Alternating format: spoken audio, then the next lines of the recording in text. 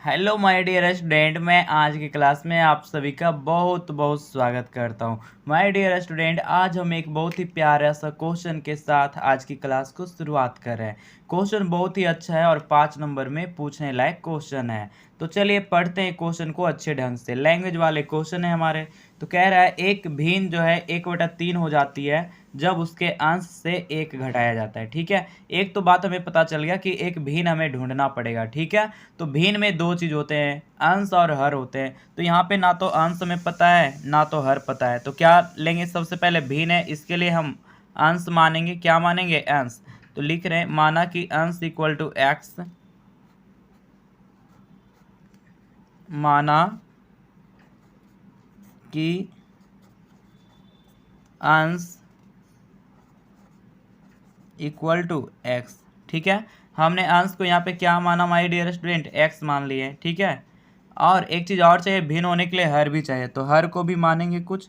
तो माना कि हर जो है किसके बराबर है? बाई के बराबर है। ठीक है, तो अंश एक्स और हर बाई। अब यहाँ से अंश और हर से हमें मूल भिन्न पता चल जाएगा कि भिन्न क्या हमारा होगा।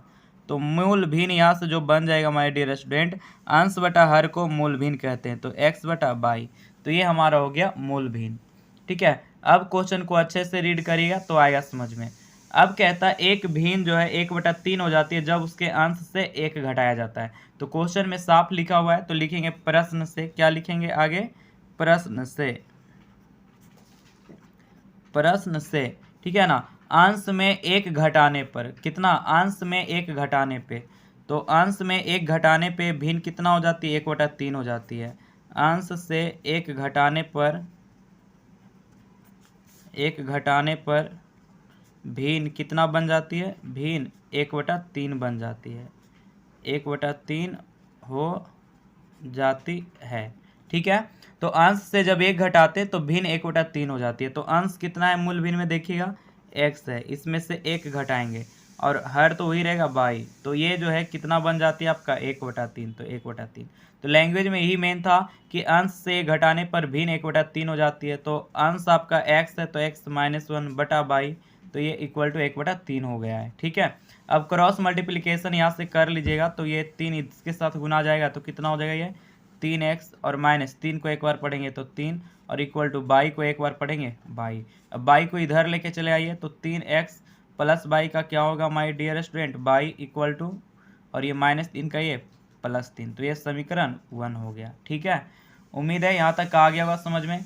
अब क्वेश्चन को आगे हम लोग फिर से पढ़ेंगे। आगे कह रहा है क्वेश्चन में कि और वह 1/4 हो जाती है जब हर में 8 जोड़ा जाता है। तो सेकेंड पार्ट इधर बना रहे हैं हम लोग।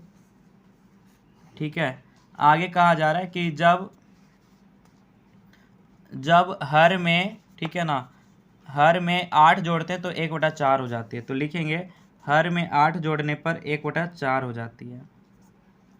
हर में 8 जोड़ने पर,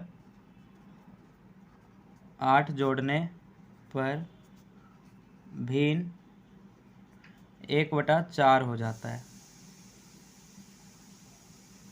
भिन्न कितना हो जाता है माय डियर स्टूडेंट? 1/4 हो जाता है।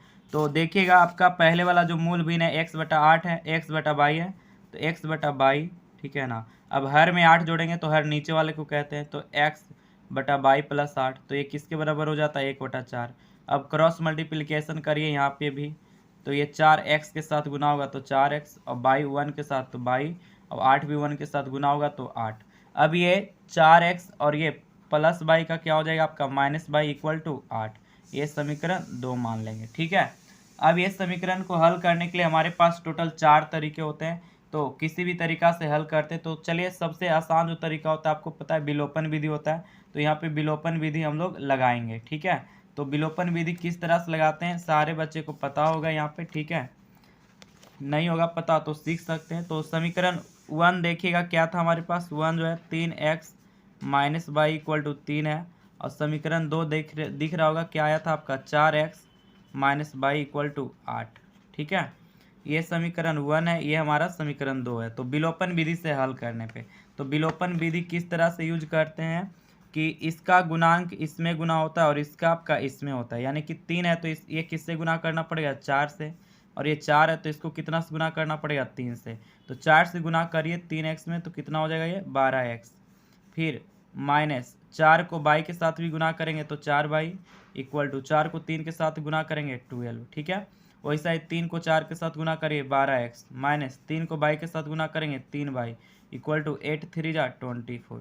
अब आपको पता है कि आगे वाला सेम है, ये दोनों सेम है और दोनों के पास एक जैसा चिन्ह है, तो घटाएंगे समीकरण में तो माइनस, ये माइनस का प्लस और ये प्लस का माइनस। सेम रहेगा तो घटाव का चिन्ह, माइनस रहेगा एक प्लस रहेगा तो जोड़ का चिन्ह।